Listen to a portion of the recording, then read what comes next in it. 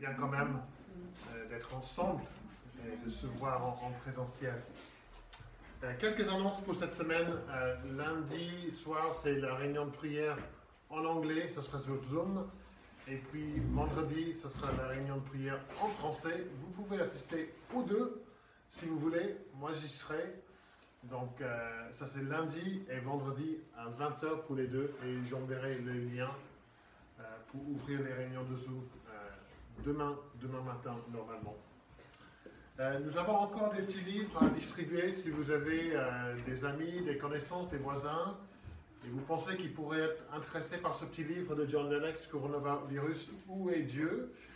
Donc, même cette semaine, j'ai pu discuter avec quelqu'un. Il faut que je fasse attention parce qu'on est sur Internet et la personne risque d'entendre. Mais un livre que nous pouvons donner tout simplement. Tout le monde parle du coronavirus, donc c'est facile de dire, voilà, j'ai un petit livre, c'est intéressant. Moi, je l'ai trouvé intéressant. Si vous voulez bien le lire, et puis on pourrait discuter ensemble si vous souhaitez. Donc, il y en a plein, il y en a une bonne cinquantaine.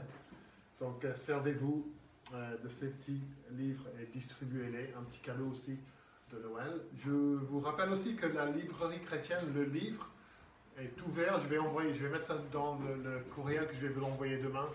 Il y a des horaires d'ouverture qui ont un petit peu changé. Donc, n'hésitez pas à aller à la librairie si vous êtes en ville ou pour chercher des cadeaux de Noël, des livres à donner. Et je peux recommander un livre qui vient de sortir, qui a été écrit juste avant sa mort, par Edward Nelson. C'est un petit livre sur la vraie liberté, égalité et fraternité. Et je l'ai reçu par courrier cette semaine. J'ai commencé à lire et franchement, c'est un très très bon livre. Surtout à donner à des Français qui sont très attachés à leur devise liberté, fraternité, égalité. Égalité, fraternité. Donc, et ça donne un aperçu biblique sur ces idées de la liberté. Qu'est-ce que la liberté? Qu'est-ce que la fraternité? Qu'est-ce que l'égalité? Et ça a été écrit comme une œuvre évangélique pour donner aux gens, pour les encourager à réfléchir à ces questions. Donc voilà les annonces pour cette semaine. Je commence avec une petite lecture de la parole. Cette semaine, plusieurs d'entre nous sont passés d'un âge à un autre âge, un âge plus avancé, et j'ai lu cette lecture, j'ai lu ce passage pendant la semaine, et que ce soit votre anniversaire cette semaine ou la semaine passée ou non, ces versets sont pertinents pour nous tous à cette période. Dieu qui parle à son peuple et qui dit en Ésaïe 46, « Écoutez-moi, maison de Jacob, et vous tous, reste de la maison d'Israël, vous que j'ai pris à ma charge dès le sein maternel, que j'ai porté dès votre naissance. » Ça, c'est normal qu'on porte des enfants. On a cette image de Dieu qui porte des enfants. Mais il continue. « Jusqu'à votre vieillesse, je serai le même. Jusqu'à votre âge avancé, je vous soutiendrai. Je l'ai fait et je veux encore porter, soutenir et libérer. » Chaque jour, nous avançons en âge. Chaque jour, nous avons besoin de notre Dieu qui nous soutient, qui nous porte et qui nous libère. Et Dieu promet de nous porter, de nous soutenir, de nous libérer jusqu'à la fin. Jusqu'à la fin. Et ce qui est merveilleux, c'est que la fin, c'est que le début. C'est que le début. Ça, c'est la promesse que nous avons. Nous allons voir ça aujourd'hui, qu'à la fin, Dieu va rétablir toutes choses. Dieu va renouveler toutes choses. Et nous aurons la joie et le réconfort, mais surtout la joie d'être en sa présence pour toute l'éternité. Et il n'aura plus besoin de nous porter avec nos fardeaux, parce que nous serons là devant lui. devant sa face pour jouir d'une communion parfaite avec lui. Ça, c'est notre espérance. Avec chaque jour qui passe, avec chaque année qui passe, c'est Dieu qui est mon soutien, c'est Dieu qui est mon refuge, c'est Dieu qui me porte cette année comme l'année dernière, comme l'année d'avant. Et que nous soyons tous conscients du soutien et de la présence de Dieu avec nous ces jours-ci. Nous allons commencer notre culte en chantant du psaume 84, le psaume 84, un psaume qui parle de la joie du psalmiste, du croyant, d'être en la présence de Dieu, d'être dans le lieu de culte, comme nous le sommes ce matin. Que tes demeures sont aimables, Dieu le puissant de l'univers. Mon âme languit et m'accable, recherchant tes parvis offerts. C'est intéressant de voir, avec le confinement, avec toutes les choses qu'on n'a pas le droit de faire, et on entend des reportages à la télé ou à la radio, des gens on leur pose des questions. Alors, c'est pas trop compliqué. Ah oui, mais ça me manque tellement, il y a telle ou telle chose qui me manque tellement. Hier soir, au journal de 20h, on faisait des interviews avec des gens qui pouvaient faire du vélo pour la première fois depuis le confinement, qui pouvaient sortir à la campagne. Et ils disaient, ça m'a tellement manqué, ça m'a tellement manqué. Chaque jour, je pensais, j'ai envie d'être libre à la campagne. Le psalmiste, il dit, mon âme languit et m'accable, recherchant tes parvis. Enfin, j'espère que nous tous, nous avons langui après la présence de Dieu, le lieu de culte.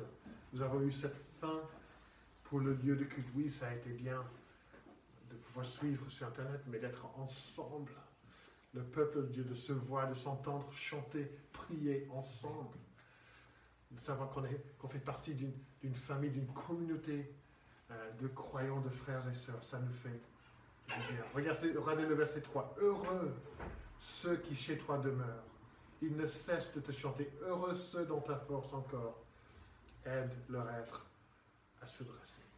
Nous allons nous lever et nous chanterons les versets 1 à 5. Et puis je vous demande de rester debout pour prier. Dis.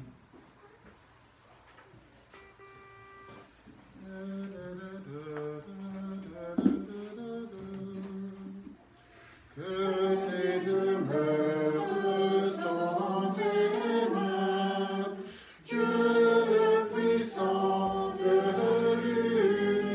l'univers.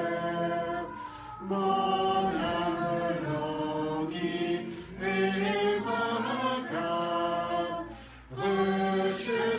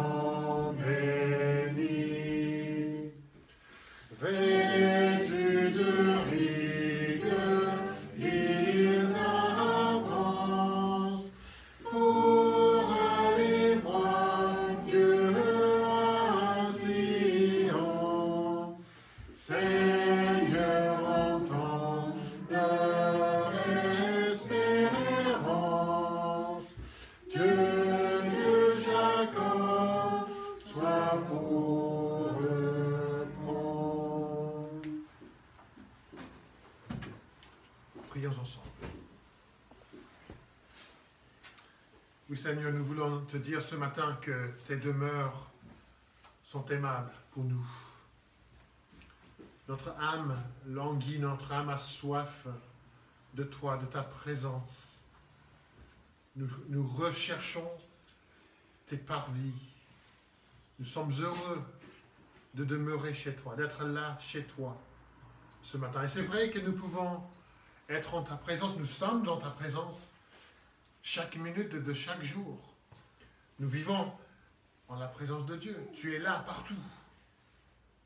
Mais dans un sens réel, c'est bien pour nous de nous réunir en ta maison, là où tu promets de descendre pour être avec ton peuple, pour être présent avec ton peuple, pour parler à ton peuple, pour avoir de la communion avec ton peuple, par ton esprit. Et c'est bien pour nous d'être là ce matin. C'est bien pour nous d'être ensemble, frères et sœurs, de se voir, de s'entendre chanter, prier, et de te louer ensemble, de te dire ensemble que tu es grand, de te dire ensemble que nous t'aimons. Seigneur, merci pour ce privilège, merci pour cette liberté qui est la nôtre. Et Seigneur, nous prions comme a prié le psalmiste, entends notre espérance.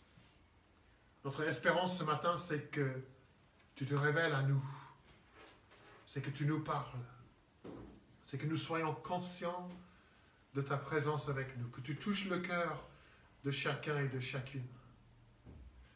Sois prompte pour nous, Seigneur. Réponds à cette espérance, à cette prière. Et nous prions cette prière avec confiance, parce que nous savons que tu as promis d'être présent. Tu as promis d'être là où ton peuple se réunit. Seigneur, nous venons en ta présence, conscients de notre péché, conscients de comment nous avons offensé, nous t'avons offensé cette semaine, nous n'avons pas été fidèles à toi en toutes choses, nous ne t'avons pas aimé avec tout notre cœur, et toutes nos pensées, toute notre âme, toute notre force. Nous n'avons pas aimé notre prochain comme nous-mêmes. Et nous voulons te demander pardon encore une fois. Pardon pour les pensées, pardon pour les paroles, pardon pour les attitudes mauvaises. Et aide-nous à continuer à lutter jour après jour pour la sainteté, pour une vie qui ressemble de plus en plus à Jésus-Christ. Aide-nous par ton esprit, par ta parole. Sois à l'œuvre en nous tous. Et Seigneur, nous prions encore une fois pour notre monde. Nous n'avons même pas besoin d'allumer la télé ou de regarder le journal pour voir que notre monde est un monde en souffrance, un monde perdu, un monde confus. Et nous prions, Seigneur, que dans ta grâce, que tu viennes et que tu déverses ton esprit avec puissance dans ce monde qui est perdu. Montre le chemin vers toi. Montre celui qui est le chemin. Jésus-Christ, aide-nous à témoigner de lui, à ceux qui sont autour de nous. Aide-nous à diriger les gens vers toi, dans leur souffrance, dans leur angoisse, dans leur inquiétude. Aide-nous à être lumière et sel dans ce monde, afin que ton nom puisse être glorifié et que Jésus-Christ soit reconnu comme le Seigneur, le Maître, le Roi. Seigneur, nous demandons ta bénédiction sur tout ce que nous faisons dans notre culte. Bénis nos chants, nos prières, la lecture de ta parole. Bénis la prédication de ta parole à nous tous. Et à tous ceux qui sont avec nous par Internet aussi. Nous prions pour eux et là où ils sont. Et nous prions que ta bénédiction soit aussi sur eux. Donc, veuille bien exaucer nos prières et veuille bien être présent avec nous. Car nous demandons toutes ces choses au nom de Jésus-Christ et pour sa gloire. Amen. Amen. Veuillez bien vous asseoir.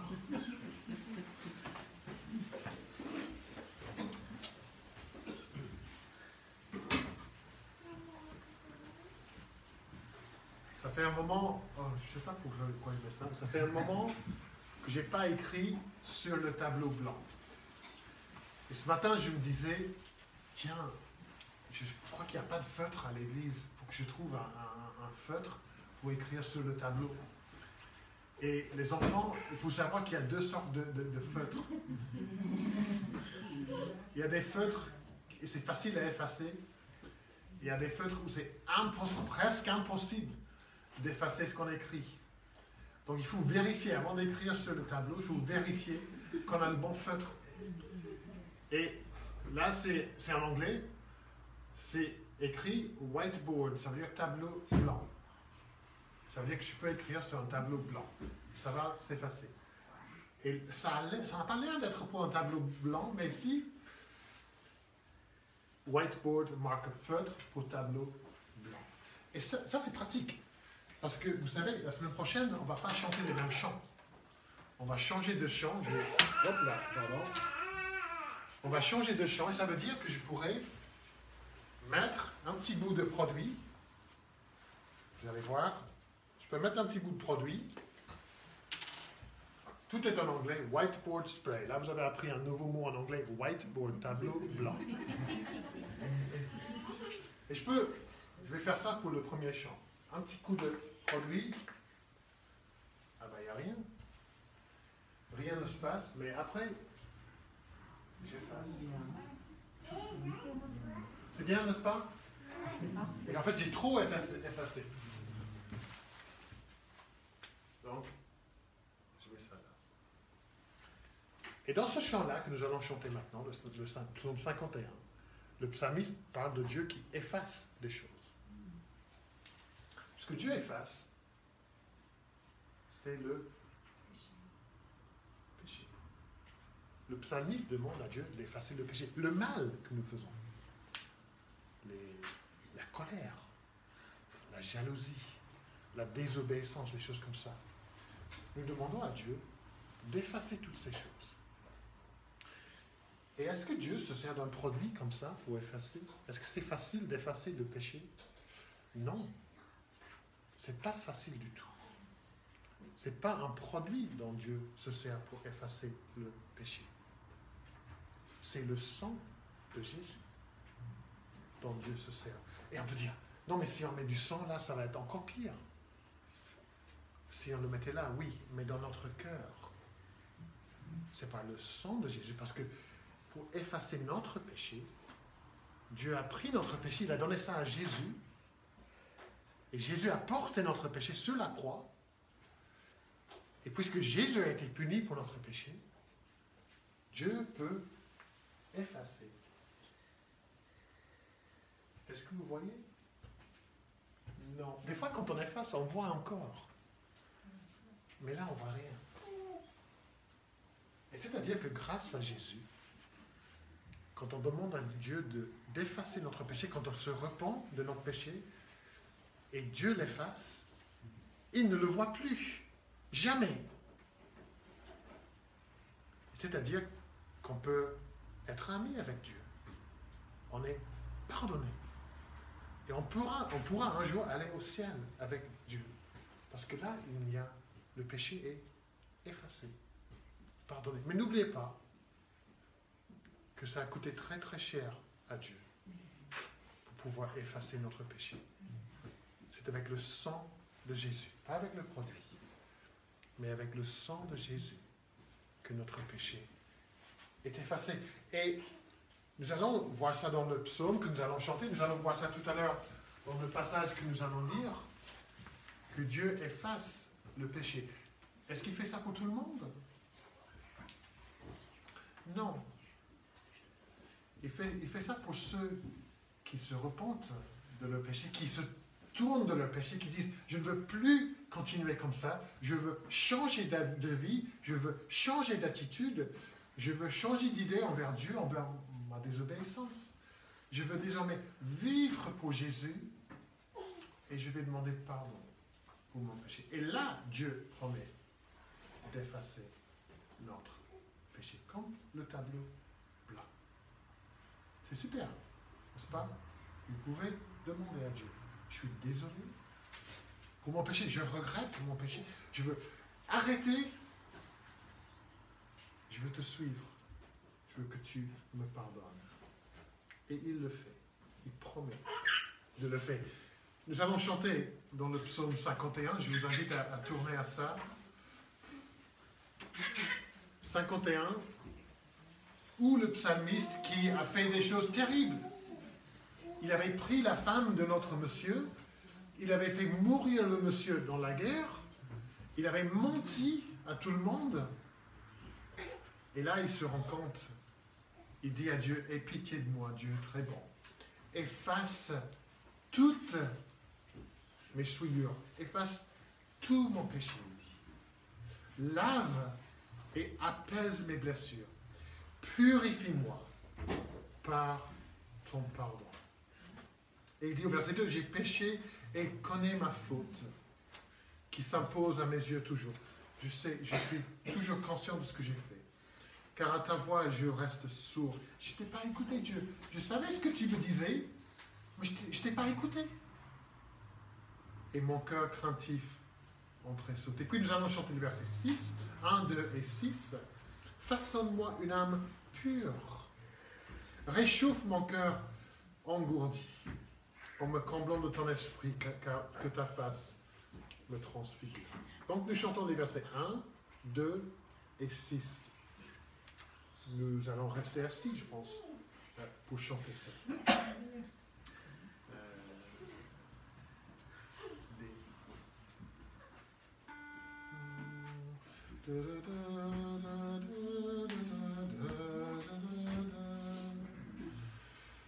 Un, deux et 6.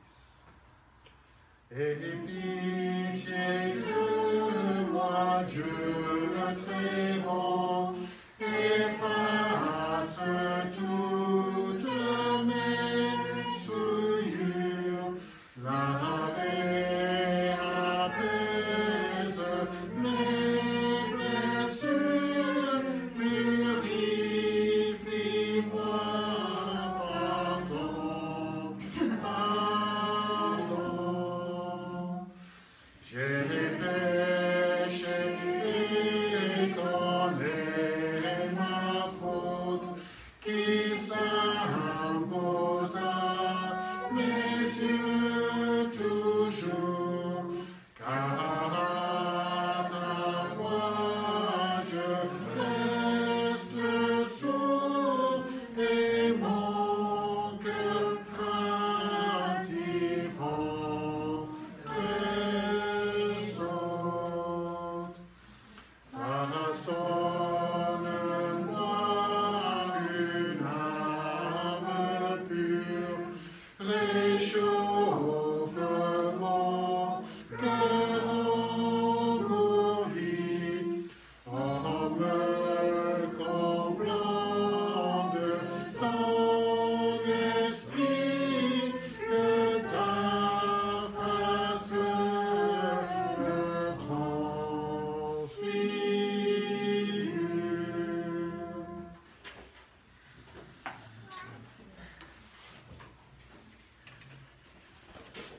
Nous allons lire deux passages dans la parole. Je vous invite à ouvrir votre Bible. D'abord, dans l'évangile de Matthieu, chapitre 9. Matthieu, chapitre 9, je pense qu'il faut ouvrir un petit peu la porte derrière. On est obligé de garder deux portes. On a déjà cette porte-là. Il faut laisser passer. Oh, pas trop, mais juste un petit peu pour laisser passer un petit courant d'air. Alors, Matthieu chapitre 9.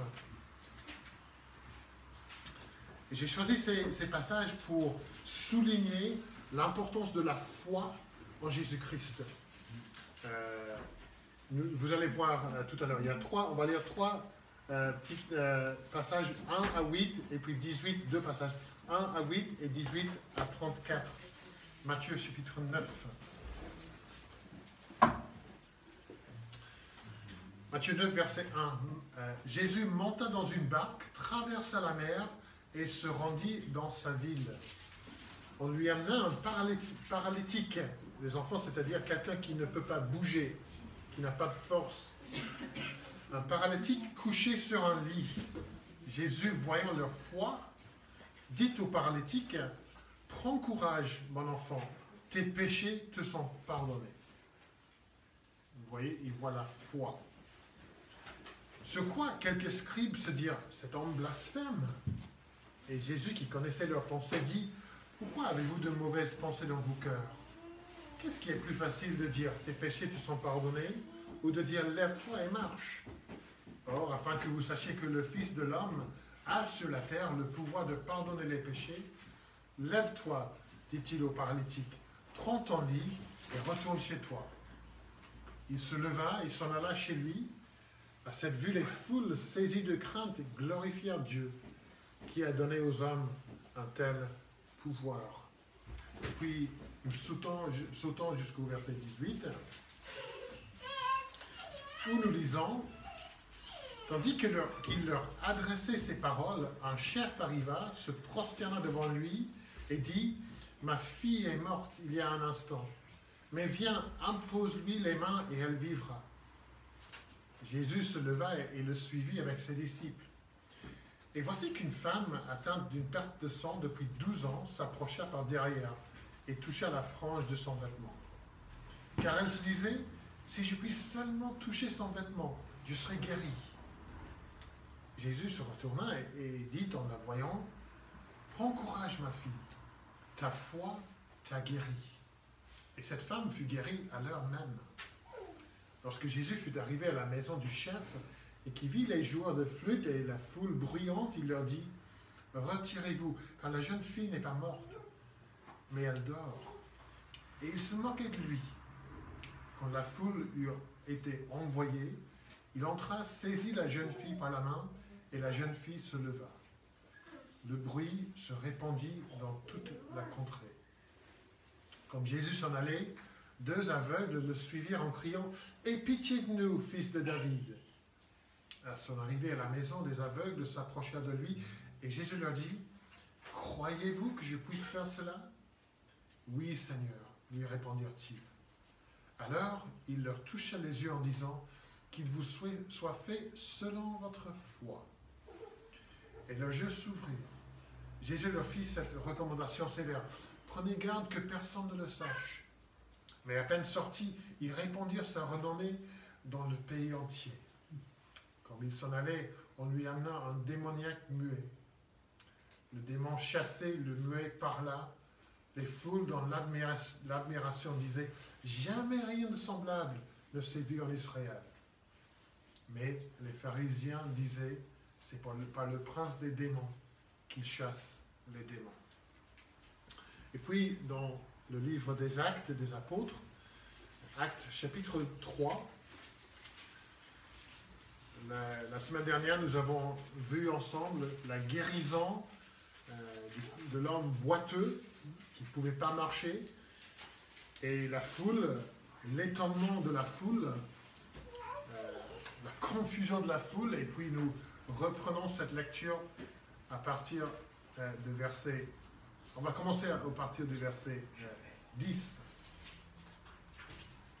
Acte 3, verset 10, jusqu'à la fin du chapitre. Et dans ce chapitre, Pierre va essayer d'expliquer, comme il a fait au chapitre 2, avec le parler en langue, la foule ne comprenait pas, et Pierre a expliqué comment ça s'est passé. Là aussi, même chose, Pierre donne une explication à des gens perdus, des gens confus. Verset 10. On le reconnaissait, c'est-à-dire le boiteux, c'était celui qui était assis à la belle porte du temple pour demander l'aumône. Et les gens furent remplis de stupeur et d'étonnement au sujet de ce qui lui était arrivé. Comme ils ne quittaient pas Pierre et Jean, tout le monde stupéfait accourut vers eux, au portique appelé de Salomon. Pierre, à cette vue, dit au peuple, « Vous, Israélites, pourquoi vous étonnez-vous de cela? Pourquoi fixez-vous les regards sur nous? Comme si c'était nous qui, par notre propre puissance ou par notre piété, avions fait marcher cet homme. Le Dieu d'Abraham, d'Isaac et de Jacob, le Dieu de nos pères, a glorifié son serviteur Jésus, que vous avez livré et renié devant Pilate, qui avait jugé bon de le relâcher.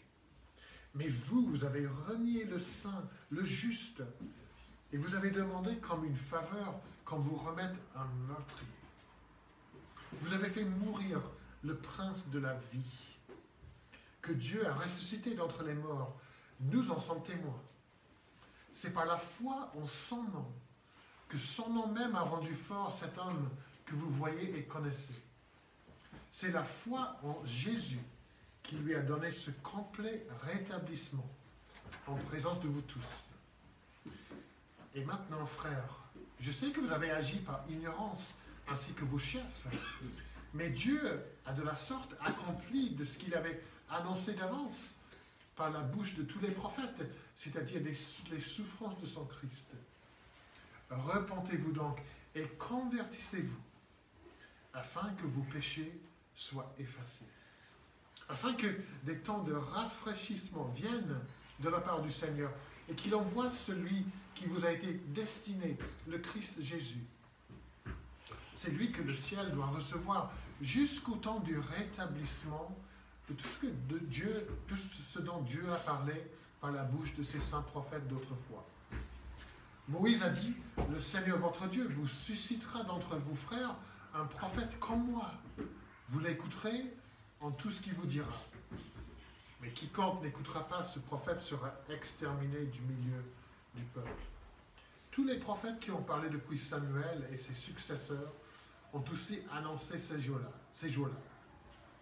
Vous êtes les fils des prophètes et de l'alliance que Dieu a traitée avec nos pères en disant à Abraham, toutes les familles de la terre seront bénies en ta descendance. C'est à vous, premièrement, que Dieu, après avoir suscité son serviteur, l'a envoyé pour vous bénir, en détournant chacun de vous de ses iniquités. Amen. Et nous demandons à Dieu de bénir la prédication, la lecture et la prédication de sa parole. Veuillez bien garder ce passage ouvert devant vous pendant ces moments. Il y a un prédicateur anglais qui s'appelle Rico Tice. Il est très connu dans le monde anglophone. Il a fait de très très bonnes vidéos, de livres aussi. Un très bon prédicateur. Et il raconte l'histoire d'une soirée où il a été invité à un dîner dans un restaurant londonien. Et il devait patienter dans une espèce de salle d'attente au restaurant avec un jeune homme qu'il croyait reconnaître. Il a regardé, je pense savoir qui est cet homme, mais son nom m'échappe. Je pense que c'est quelqu'un de connu. Et comme on fait souvent dans les salles d'attente, ils ont échangé quelques salutations, quelques petits mots. Et puis, il continue à penser, mais c'est qui cet homme? Je le reconnais. Mais bon, ce n'est pas plus que ça. Et après quelques moments, une porte s'est ouverte et un des serveurs du restaurant s'est approché du jeune homme et a dit « Veuillez bien me suivre, votre Altesse. » Et c'était le prince William. C'était le jeune prince William. Donc, je vois toutes les femmes dans la salle qui vont « Oh, quelle occasion, mon le jeune prince. » Et Rico Tice était en la présence du futur roi. Mais il ignorait l'identité de l'homme. Il a raté une occasion de parler avec le futur roi d'Angleterre. Et dans ce passage devant nous ce matin, il s'agit des gens qui risquent de rater une occasion, de se tromper sur l'identité, non pas du futur roi d'Angleterre, mais du roi de l'univers, de Jésus-Christ. Dans les versets 1 à 11 de ce chapitre que nous avons considéré la dernière fois, la guérison du boiteux attire une grande foule. Je fais une pause. Est-ce que vous avez les traductions? J'ai donné les traductions? Il y en a derrière. Oui.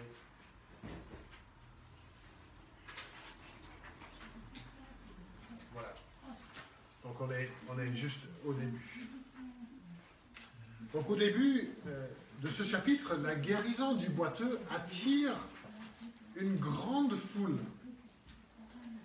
Et les gens de la foule, ils connaissent bien le boiteux. Ils l'auraient vu jour après jour, année après année, assis à l'extérieur du temple en train de mendier. Et maintenant, ils le voient debout, en train de sauter, de marcher, de sauter et de louer Dieu. Il voit un homme guéri, restauré, en train de louer Dieu dans le temple. Ils voient bien qu'un miracle a eu lieu, mais ils ne comprennent pas comment. Leur étonnement, leur stupéfaction sont évidents au verset 10 et 11 que nous avons lus. Ces gens cherchent à comprendre ce qu'ils viennent de voir. Et Pierre y en profite pour révéler la vraie identité de Jésus. Il ne veut pas que ces gens soient dans l'ignorance. Ils voient leur confusion, ils voient leur ignorance, et il en profite pour expliquer. Il les aide à comprendre certaines choses. Il les aide à comprendre ce que Jésus fait pour guérir, pour sauver, pour restaurer. Et il explique comment eux, ils peuvent être guéris, restaurés et sauvés. Et son message, ce message de Pierre dans ce chapitre est pertinent pour nous tous.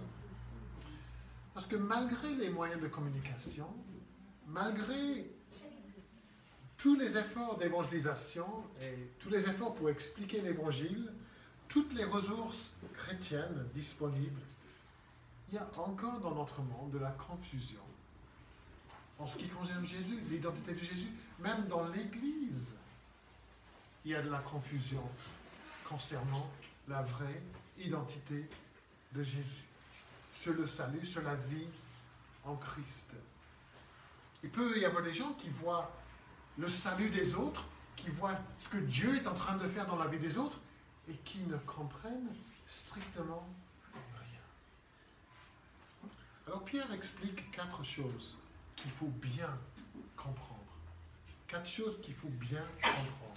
Il dit, d'abord, comprenez bien la vraie identité de Jésus. Pierre semble être étonné par le manque de compréhension de la foule. Regardez le verset 12, où Pierre demande « Pourquoi vous étonnez-vous de cela ?» C'est la question qu'il pose. Il dit « Pourquoi fixez-vous des regards sur nous ?» Pour Pierre, la foule n'a aucune raison d'être surprise. Ce sont les mêmes gens qui avaient vu les miracles de Jésus, qui avaient vu le miracle des langues le jour de la Pentecôte, qui avaient entendu l'explication ce jour-là. Pourtant, ils ne comprennent toujours pas. Alors, pour répondre à leur désir de comprendre, Pierre dirige le regard, non pas vers Pierre et Jean, mais vers Dieu. Et il commence, c'est intéressant de noter comment il commence. Au verset 13, il commence par parler du Dieu d'Abraham, d'Isaac et de Jacob. Dieu de nos pères. Il s'identifie avec les Juifs. Il dit, c'est le Dieu des Juifs, votre Dieu, le Dieu de la foule, le Dieu de vos Écritures, que vous connaissez. C'est lui qui est à l'œuvre. Dieu montre que pour bien comprendre Jésus-Christ, il faut remonter tout au début de l'histoire du peuple juif pour comprendre qui est Jésus. Il parlera plus tard de Moïse au verset 22, des prophètes au verset 18, 21 et 24.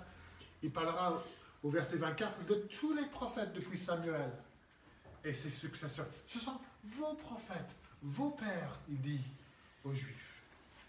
Il parlera au verset 25 de l'alliance de Dieu que Dieu a traitée avec nos pères, avec Abraham, votre père.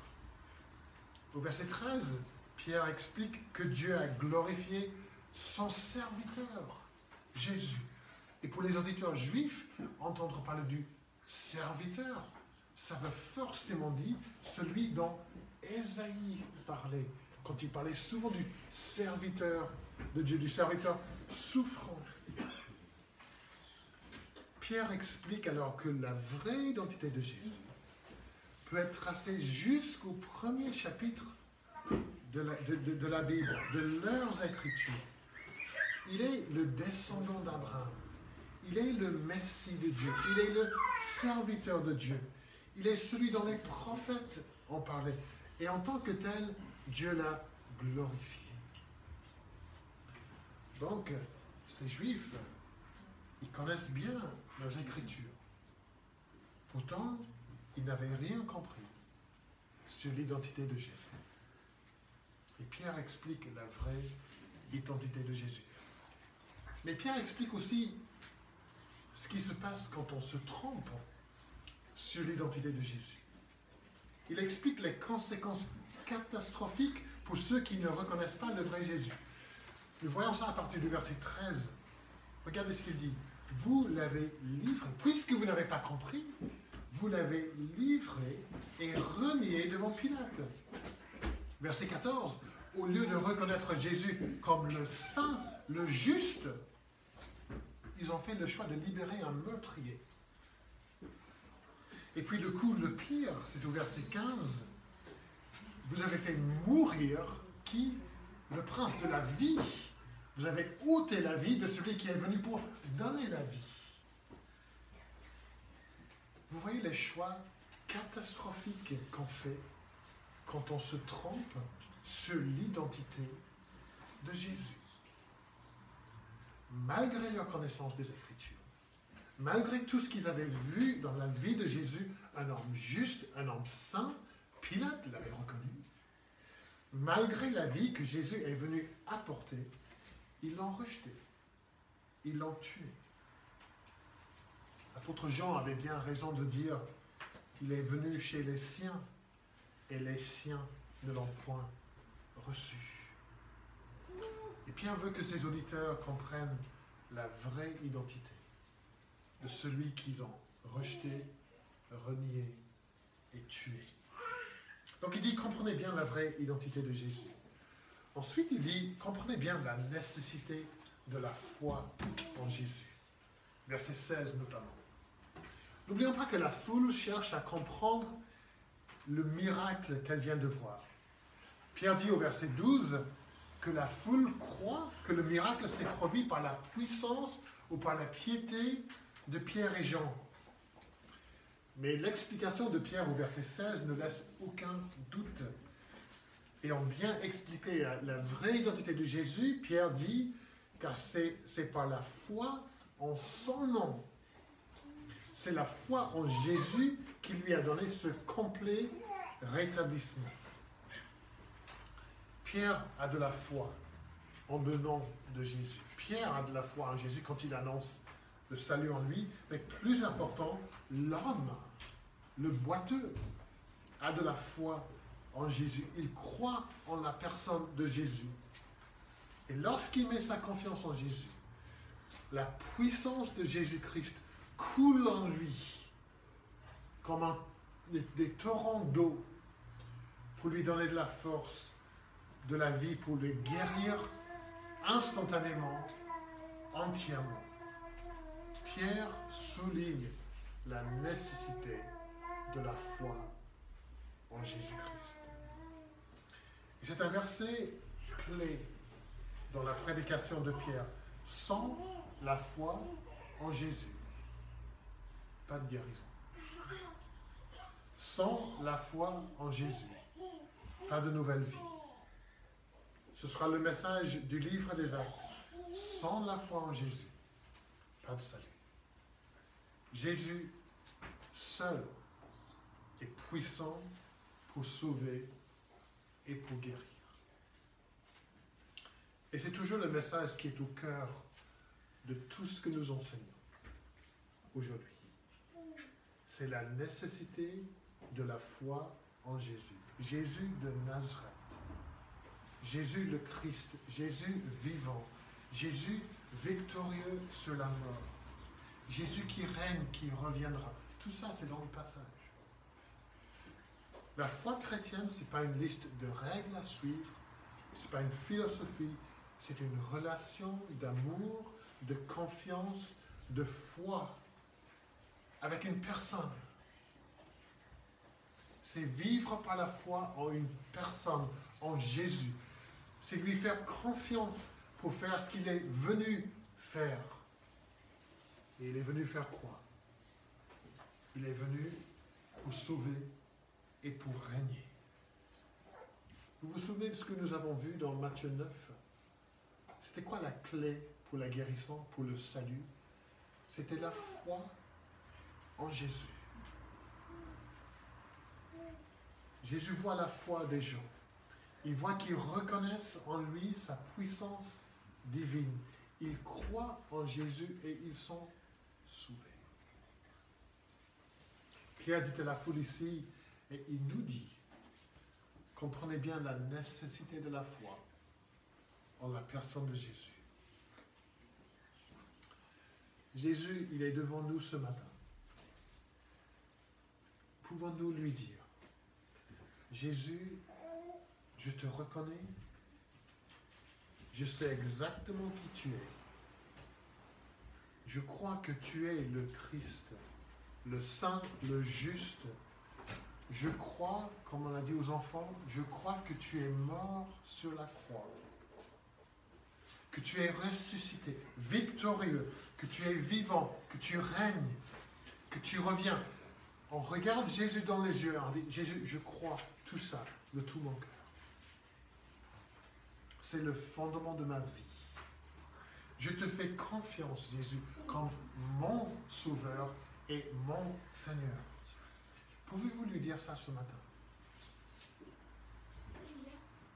Comprenez bien, dit Pierre, la vraie identité de Jésus. Comprenez bien, dit Pierre, la nécessité de la foi en Jésus.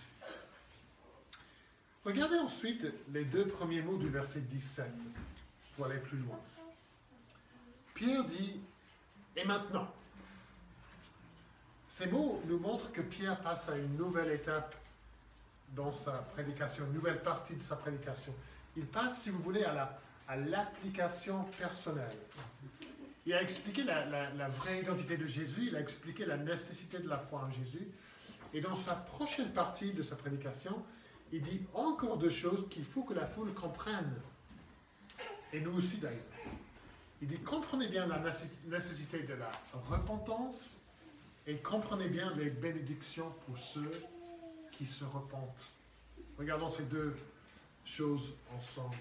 D'abord, comprenez bien la nécessité de la repentance. Versets 17 à 19.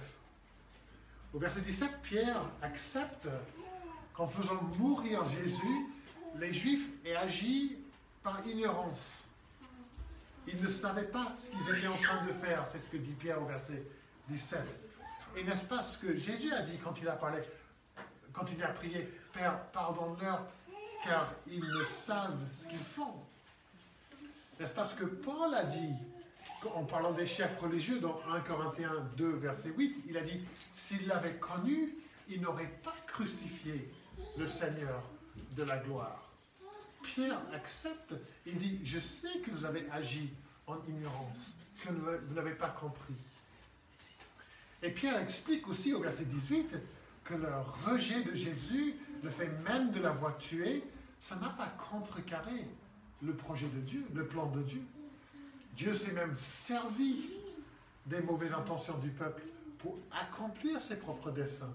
Nous lisons au verset 18, « Mais Dieu a de la sorte accompli ce qu'il avait annoncé d'avance. » Dieu s'est servi de vous pour accomplir son dessein. Mais le fait d'avoir agi en ignorance et le fait que Dieu ait souverainement agi par leur méchanceté pour accomplir ses desseins, ça ne change pas le fait que ce peuple est coupable d'avoir fait mourir le Messie. L'ignorance n'excuse pas la culpabilité. Ça ne change pas le fait que le péché du peuple est grave. Néanmoins, la grâce de Dieu est toujours offerte à ce peuple. Le pardon du péché est toujours disponible. Le Dieu de grâce est toujours prêt à effacer, comme on a vu avec les enfants, ce péché si grave. Mais il faut de la repentance. Regardez le verset 19. Après avoir expliqué ces choses, Pierre dit, « Repentez-vous donc et convertissez-vous. » Cherchons à comprendre ces mots-là. Le « repentez-vous » du verset 19 signifie littéralement changer d'idée, changer d'attitude. Pierre dit à la foule, changez d'attitude envers votre péché, envers ce péché que vous avez commis. Reconnaissez que vous avez péché et que votre péché est bien grave. Repentez-vous, changez d'attitude envers Jésus. Avant, vous l'avez vu comme un criminel. Avant, vous l'avez vu comme un blasphémateur.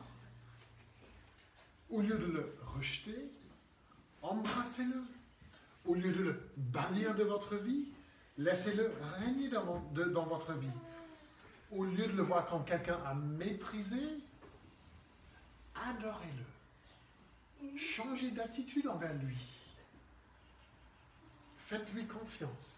Et Pierre dit aussi, convertissez-vous. Ça veut dire, détournez-vous de votre hostilité envers Jésus et tournez-vous vers lui en confiance, en reconnaissance, en amour.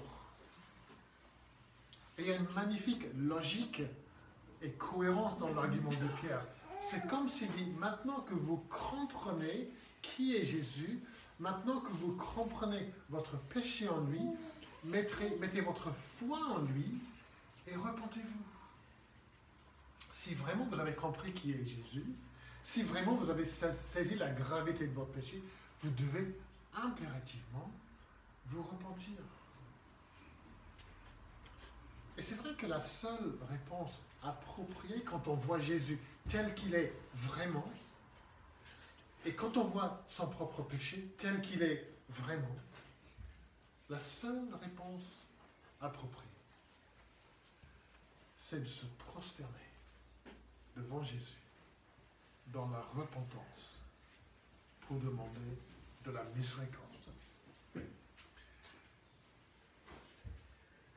J'ai toujours du mal à comprendre quand les gens me disent qu'ils sont croyants, mais pas pratiquants. Ça veut dire quoi? Ça me fait penser à un ami qui a dit, c'est comme un homme de 150 kilos qui dit, moi je suis sportif, non pratiquant. Croyant, non pratiquant. Mais vous croyez en quoi exactement? Vous croyez en qui exactement? Parce que vous ne croyez pas en le Jésus de la Bible. Dire qu'on est croyant,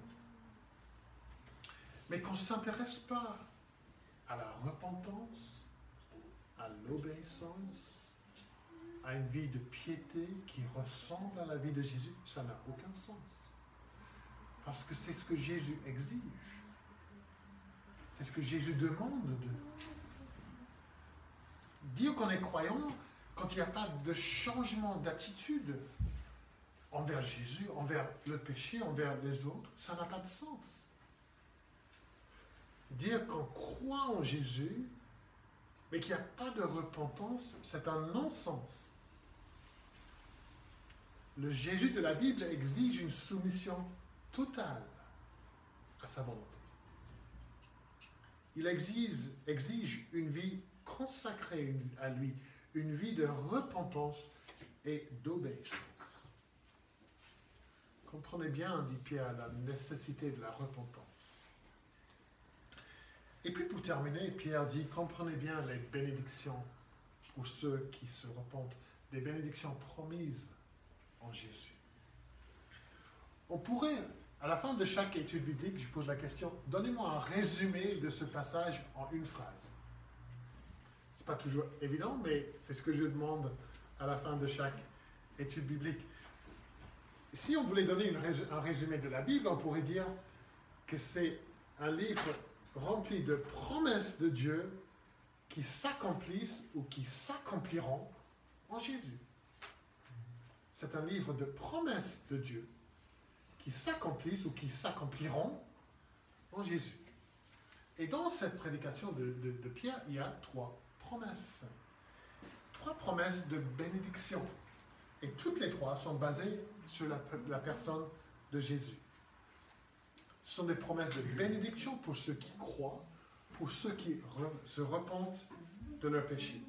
Verset 19, nous allons voir, il y a la rémission des péchés ou le pardon des péchés. Verset 20, le rafraîchissement de la part du Seigneur. Et verset 21, le rétablissement de tout. Donc facile à se souvenir de ces 3 choses. Rémission, rafraîchissement, rétablissement. D'abord, la rémission des péchés. Verset 19. Oui, le peuple a commis un terrible péché en faisant mourir Jésus. Mais regardez ce que Dieu dit par la bouche de Pierre au verset 19. Repentez-vous, convertissez-vous pour que vos péchés soient effacés. Chers amis, comprenez ceci. Le verset 19 est parmi les versets les plus encourageants de la Bible. Pierre est en train de parler à ceux qui ont fait mourir le Fils de Dieu, le Prince de la vie. Ils sont responsables de la mort de Jésus. Y a-t-il un crime plus grave que ça? Pourtant, Dieu est prêt à leur pardonner ce péché terrible. Dieu est prêt à tout effacer. Et ce n'est pas que Dieu prend un chiffon avec un produit, comme on l'a vu avec les enfants, pour essuyer le tableau blanc de notre vie. La dette du péché est effacée par le sang de Jésus. Celui que le peuple a tué. Et si Dieu est prêt à effacer ce péché du peuple au chapitre 3, ne sera-t-il pas prêt à effacer votre péché? Le mien aussi. Tout est effacé. Tout est effacé. Même le péché que vous cachez de tout le monde. Tout est effacé. Tout le mal, les pensées, les mots, les attitudes, pour ceux qui se repentent, tout est effacé. Pour toujours. Quelle bénédiction énorme. La paix avec Dieu parce que le péché est pardonné. J'ai entendu dire cette semaine que dans les hôpitaux en Angleterre, dans les hôpitaux psychiatriques, je pense que je ne dis pas de bêtises, il y avait un médecin qui a dit à un pasteur que 80% des personnes sont là, ne seront pas là s'ils pouvaient régler leur sentiment de culpabilité. S'ils pouvaient se croire pardonnés du mal qu'ils ont fait. Ça vient de la bouche d'un médecin psychiatrique. Il dit, les gens là ne peuvent pas vivre avec le fardeau de leur culpabilité, de leur péché. Et dans ce verset, Dieu nous dit, je peux tout effacer. Je peux tout effacer. La rémission des péchés. Deuxième bénédiction, c'est le rafraîchissement de la part du Seigneur. Dieu est non seulement le Dieu qui remet notre péché, mais il est aussi le Dieu qui rafraîchit notre cœur et notre âme. Dieu nous comble de sa bonté, de sa grâce. Pendant cette vie sur terre, avec toutes les luttes, toutes les tentations, toutes les épreuves, nous passons, n'est-ce pas, par des périodes de sécheresse spirituelle. Ça peut arriver à n'importe qui. Nous passons par des jours, des semaines, des mois d'obscurité spirituelle. Nous gémissons. Nous trébuchons. Nous avons des fardeaux lourds à porter. Mais Pierre ici, il parle des temps de rafraîchissement dans le désert spirituel, on pourrait dire. Il parle des temps où nous sommes pleinement conscients de la bénédiction et du rafraîchissement spirituel de la part de Dieu. Ça veut dire que nous expérimentons des périodes de joie profonde dans notre vie spirituelle. Nous expérimentons des saisons de paix profonde en Christ. Dieu nous comble de son amour et de sa bonté. Dieu nous prend par la main, nous allons le chanter tout à l'heure dans le psaume 23. Dieu nous prend par la main et il nous fait nous reposer dans de verts pâturages. Il nous dirige vers des eaux paisibles pour notre âme troublée. Il restaure notre âme. Il rafraîchit notre âme. Nous jouissons de sa présence réel dans la prière. En lisant sa parole, Dieu nous comble d'un rafraîchissement. On sait que Dieu est en train de nous bénir, que Dieu est en train de nous toucher. Nous éprouvons un bonheur intense, profond, rafraîchissant en Christ. Voici ce qui est permis pour ceux qui se repentent. C'est une énorme bénédiction. Mais attention, s'il n'y a pas de repentance, nous ne devons pas nous attendre à ce rafraîchissement de Dieu.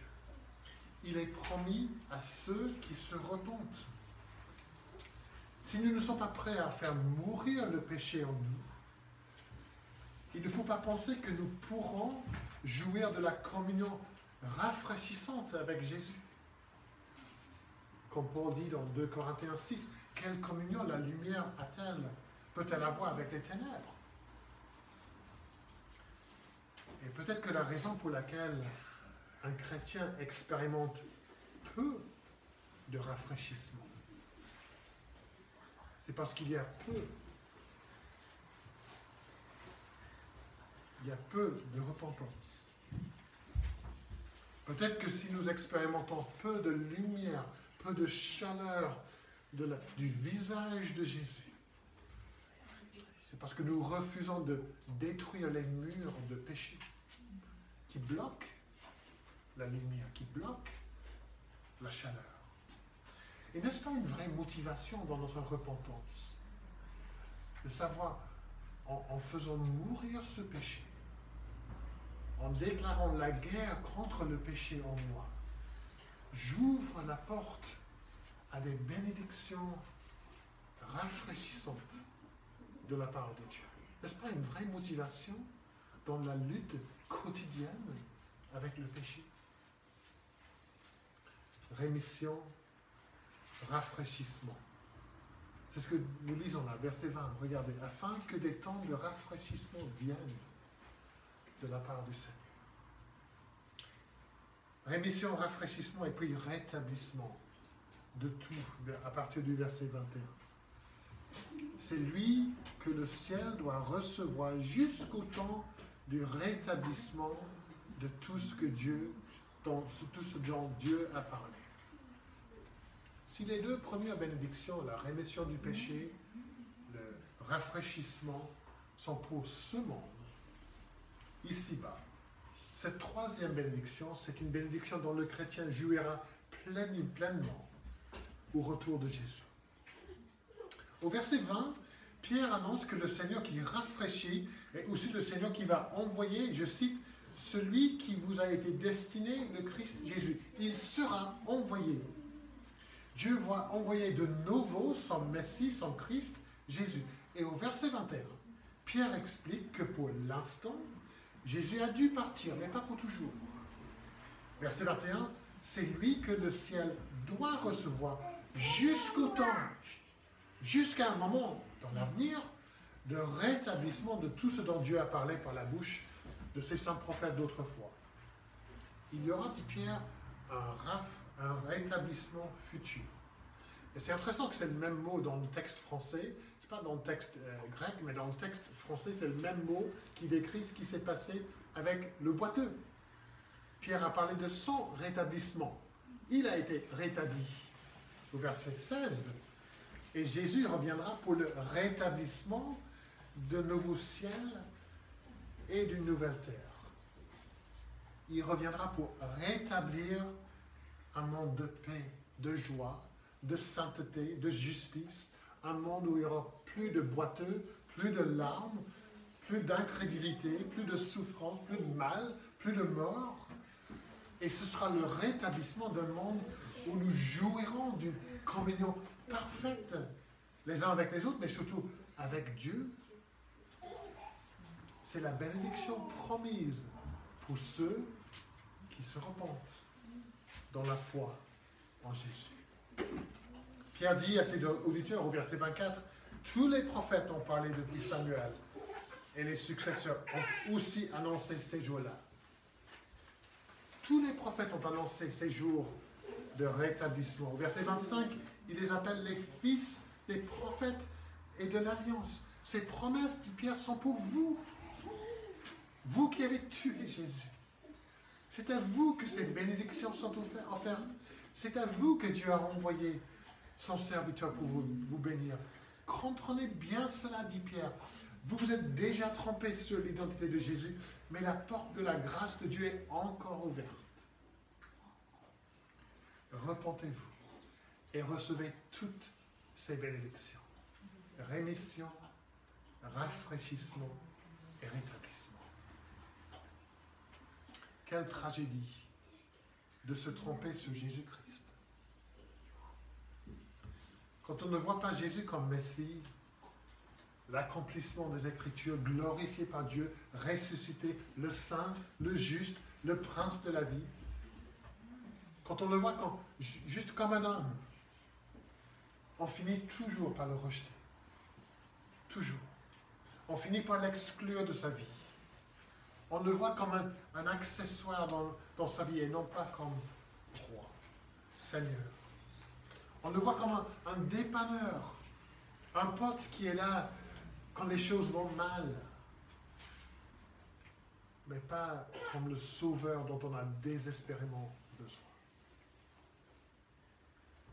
Avez-vous bien compris la vraie identité de Jésus?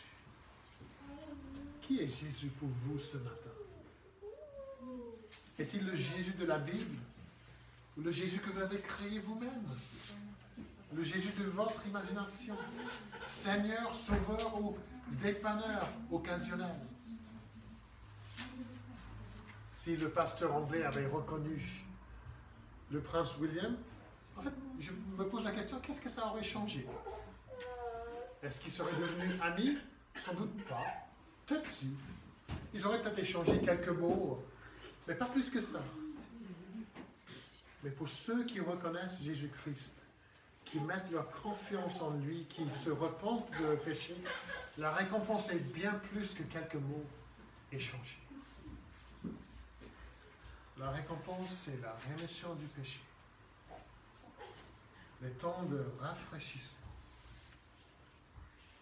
et le rétablissement dans un monde parfait avec Jésus. Au chapitre 4, verset 4, nous lisons que beaucoup de ceux qui avaient entendu la parole crurent. Que ce soit ainsi pour nous aussi ce matin. Amen. Passons quelques moments, chers amis, dans la prière, en louant Jésus tel qu'il est révélé dans la parole de Dieu, tel que nous le voyons, le Christ, le Seigneur, le Sauveur, celui qui guérit, celui qui sauve, le Saint, le Juste.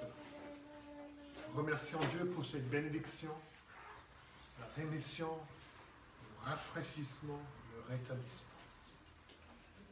Prions que Dieu nous fortifie par cette parole. Prions ensemble. Oui, Seigneur, souvent, notre vision, nous nous trompons complètement dans notre vision, dans notre compréhension de qui est Jésus. Notre Jésus est trop petit. Notre Jésus est limité en sa puissance, en son règne. Nous préférons garder Jésus pour certaines parties de notre vie, mais il est exclu, il est banni, il est interdit pour lui de rentrer dans d'autres parties de notre vie. Mais ce n'est pas le Jésus de la Bible. Ce n'est pas le Jésus que nous avons vu ce matin. Le Jésus que nous avons vu, c'est le Jésus de toutes les Écritures. Le Jésus qui est promis depuis Genèse 3, depuis le début du temps. Le Jésus qui est venu sauver, régner. Le Jésus qui est encore vivant. Et le Jésus qui va revenir. Ça, c'est notre Jésus. Aide-nous à vivre par la foi en ce Jésus-là. Et non pas en le Jésus de notre imagination. Aide-nous vraiment à saisir, à comprendre qui est ce Jésus.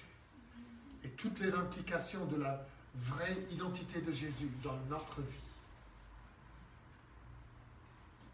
Seigneur, pardonne-nous pour les temps où nous avons passé notre vie avec Jésus comme un dépanneur, comme un pote.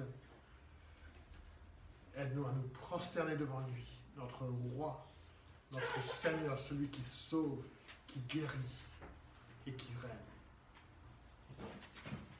Merci pour la rémission du péché.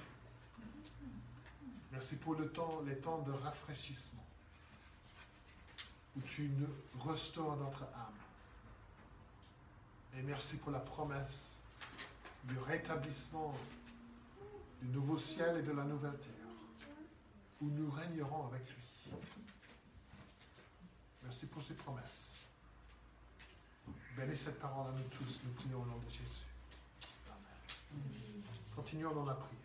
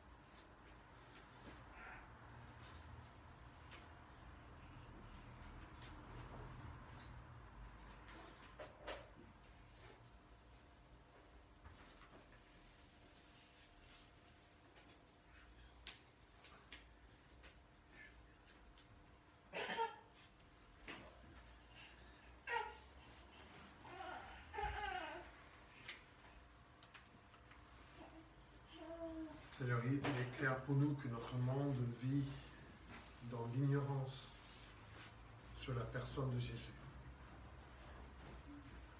Et si c'est le cas, c'est largement puisque nous, dans l'Église de Jésus-Christ, nous avons été silencieux. Nous n'avons pas bien expliqué. C'est vrai que le prince de ce monde a aveuglé les gens sur la vraie identité de Jésus, mais c'est vrai aussi que nous, dans l'Église, nous n'avons pas été fidèles comme témoins. Nous n'avons pas communiqué la vraie identité de Jésus. Et donc nous prions que dans les jours qui viennent, dans les semaines qui viennent, surtout avec l'approche de Noël, parce que nous savons que c'est à Noël que ça se voit peut-être le plus que le monde n'a aucune idée qui est Jésus et pourquoi il est venu. Aide-nous à saisir ces occasions. Aide-nous à bien profiter des occasions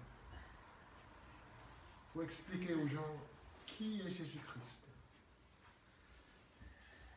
pour présenter à ce monde le prince de la vie, le saint, le juste. Aide-nous à parler avec nos voisins, nos collègues au travail. Aide-nous à témoigner de Jésus. Pas de nous-mêmes, pas de notre Église, mais de Jésus. Aide-nous à dire un mot sur Jésus. Seigneur, aujourd'hui, nous prions pour les membres de notre Église qui ne sont pas là ce matin. Nous prions pour ceux qui sont malades.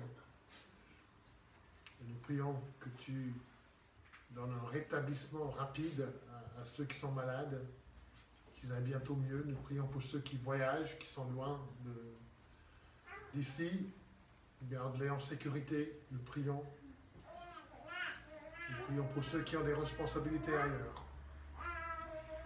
Et pour nous tous, Seigneur, nous prions que ce jour soit un jour de bénédiction, un jour consacré à toi. Aide-nous dans notre cheminement avec toi, ce jour du Seigneur, et tout au long de cette semaine, de rester proche de toi, de nous nourrir de ta parole, et d'être dans la prière, pour jouir de ces temps de rafraîchissement. Nous prions au nom de Jésus. Amen. Je vous invite pour clore notre culte à chanter le chant que nous connaissons bien, le psaume 23. Le psaume 23. Un psaume qui parle du rafraîchissement pour le chrétien. Des calmes eaux, des frais pâturages, notre âme raffermie, restaurée. Même dans les moments difficiles, nous connaissons des périodes de rafraîchissement. Et puis le rétablissement aussi. Dans le dernier verset, je logerai chez le Seigneur tous les jours en sa compagnie. Je vous invite à vous lever pour chanter ensemble.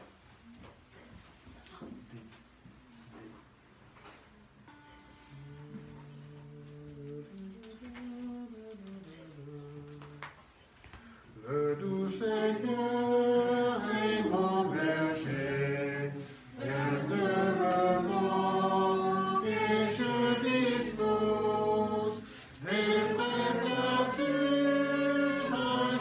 des prés.